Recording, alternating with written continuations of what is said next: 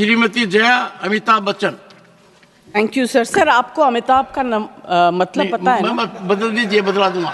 नहीं, मैं एक second, I'm very proud of the association for marriage and my husband. I'm just saying. Ma'am एक second. माननीय सदस्यगण, जो नाम इलेक्शन सर्टिफिकेट में आता है और जो यहाँ सबमिट किया जाता है उसके अंदर बदलाव की प्रक्रिया है, और इस प्रक्रिया का लाभ मैंने खुद उठाया था 1989 में। वो बदलाव की प्रक्रिया हमने हर सदस्य No sir, I'm very proud. I'm very proud of my name and my husband and his achievements. Ma'am आपको एक बात बताता हूँ। And it signifies आभा जो मिट नहीं सकती। I'm very happy. One second, take your seat. So don't worry. No. ये ड्रामा आप लोगों ने नया शुरू किया है, पहले नहीं था। हाँ, one second. माननीय सदस्यगण, मैं आपको बताना चाहता हूँ, माननीय सदस्यगण, प्लीज, माननीय सदस्यगण, I had the occasion to go to France, and I went to a hotel in Normandy, and it was informed to me by the management that every global icon, the photograph is shown there. I went through the staircase, photographs were shown, and Shri Amitabh Bachchan photograph was there. I certified, and that was in 2004 or so. So, ma'am, the entire nation is proud. Now, your supplementary number 4 to Shri Manohar Lal Khattar.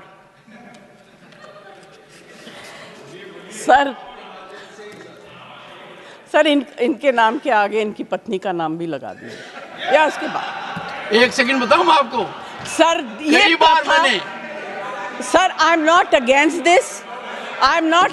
This, नहीं, but मैंने this is incorrect, sir. It is incorrect because अभी before the subject के सुनो sir, please, yes ma'am. Neeraj, या तो आप बोल लो या मैं बोलूं।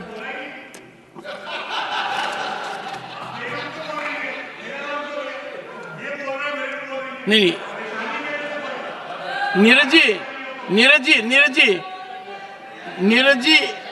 जी और एक नहीं, सुनिए, एक मैं बता रहा हूं, इस चीज का निर्णय मैं करता हूं, और मैंने आपको नाम से पुकारा ताकि आप अपने सप्लीमेंट्री चार्ट पूछ सकें। जी, thank you sir. Anyway I will not और जहां prolong तक this whole आपने कहा कि किसका नाम साथ में जोड़े, तो कई बार मैंने मेरा इंट्रोडक्शन डॉक्टर सुदेश पति के नाम से दिया है, तो मैंने आपकी भावना का हमेशा आदर किया है। देख लीजिए, सुदेश मेरी वाइफ का नाम है। अच्छा, sorry sir, I didn't know.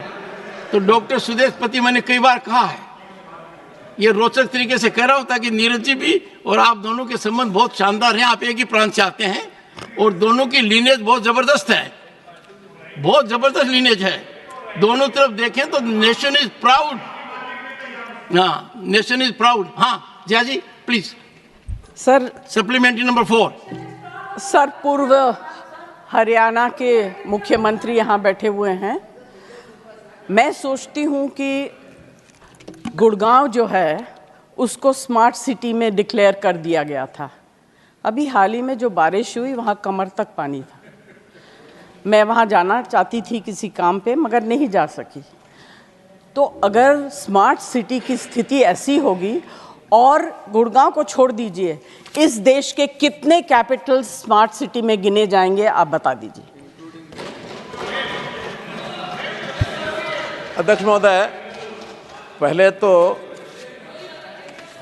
तो विषय आपने उनको बताया कि नाम क्या है, उन्होंने फिर सजेशन दे दिया कि मेरे नाम के साथ कुछ जोड़ा जाए। नहीं, उसका जवाब कहो तो मैं दे दूं। नहीं, वो मुश्किल है। मुझे इस काम के लिए अगले जन्म का इंतजार करना पड़ेगा। उससे पहले तो संभव है नहीं।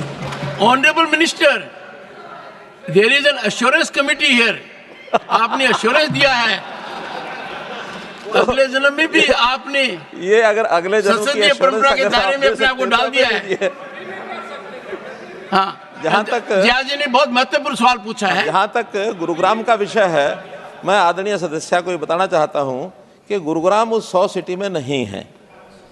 हरियाणा में दो ही उसमें स्मार्ट सिटी में एक सेकंड माननीय एक फरीदाबाद, एक करनाल। एक सेकंड, माननीय सदस्य का आशय था कि गुरुग्राम शोकेस करता है भारत की प्रगति को, वहां पर दुनिया की बड़ी कंपनियां हैं और अपने अनुभव के आधार पर माननीय सदस्य ने बताया है कि वहां पानी का बहाव शायद व्यवस्थित नहीं है। इसलिए आपसे आग्रह दो तरीके से किया गया है कि एक तो आप हरियाणा के मुख्यमंत्री रह चुके हैं और अब आपके हाथ में विकास है, विकास की डोरी आपके हाथ में है, तो उसका निदान कब तक कर देंगे, आशा के साथ आपसे पूछा गया है। आदरणीय सभापति महोदय, मैं सदन को बताना चाहता हूं कि 9.5 वर्ष में मुख्यमंत्री रहा हरियाणा का। मुख्यमंत्री जब बना था 2014 की बात है, मुझे उस समय के दृश्य इफ्को चौक के भी ध्यान है, सिग्नेचर टावर के भी ध्यान है, राजीव चौक के भी ध्यान में है, होंडा चौक के भी ध्यान में है, ये टिप्स पर हैं। और आज उन चौक्स के ऊपर किस प्रकार के पैरेलल रोड, जो समतल तो जा ही रही है, फ्लाईओवर भी जा रहे हैं, अंडरपास भी है, 3 मंजिला सड़कें सब बनी हैं।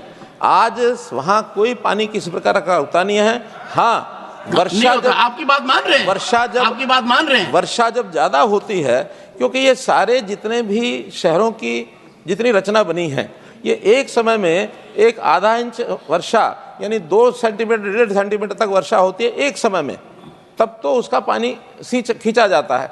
अभी हम देखते हैं कि पिछले 3 दिन पहले 8 सेंटीमीटर 8.5 सेंटीमीटर वर्षा हुई है दिल्ली में, गुड़गांव में, सब जगह। तो इस प्रकार के लगभग 2.5 से 3 इंच की जो वर्षा होती है, उसके लिए अभी कोई शहर इस प्रकार की प्लानिंग अपनी नहीं है। हाँ, इन स्थानों को जैसे मौसम का बदल हो रहा है, आगे चल करके अगर इसकी आवश्यकता पड़ती है तो सुझाव कोई अगर हमें मिलेगा उसके ऊपर विचार करेंगे। तो कुल मिलाकर इस प्रकार की वर्षा के अब हरियाणा यानी गुरुग्राम, दिल्ली, आसपास के और शहर, देश भर में जहाँ जहाँ वर्षा हो रही है, तो ये प्राकृतिक कारणों से जो चीज़ होता है, थोड़े समय ट्रैफिक भी जाम होता है, सब होता है, और इसका आगे चल करके सब सदस्य इसमें कोई सुझाव देंगे, उसके ऊपर विचार भी करेंगे। और जहाँ तक गुरुग्राम का विषय है, गुरुग्राम आज हमारा आइकन सिटी है। आप हमारे उत्तर भारत का कह लें, भारत का कह लें, हरियाणा का कह लें, एक आइकन सिटी बना है और इसके ऊपर प्राउड है। आज विदेश की 500 जो हमारी कंपनीज, क्या बोलते हैं, फॉर्च्यून 500 कंपनीज, फॉर्च्यून 500 कंपनीज में, उसमें से 300 कंपनीज के ऑफिसेज आज गुरुग्राम में हैं। आज विदेश के लोग सबसे बेस्ट जिसको कहना चाहिए इन्वेस्टमेंट की उनकी जो चॉइस है, वो उत्तर भारत में गुरुग्राम जिले की है। तो इस नाते से उस शहर का कोई ना कोई सुधार है, तभी ये सारा कुछ होता है, अन्यथा नहीं।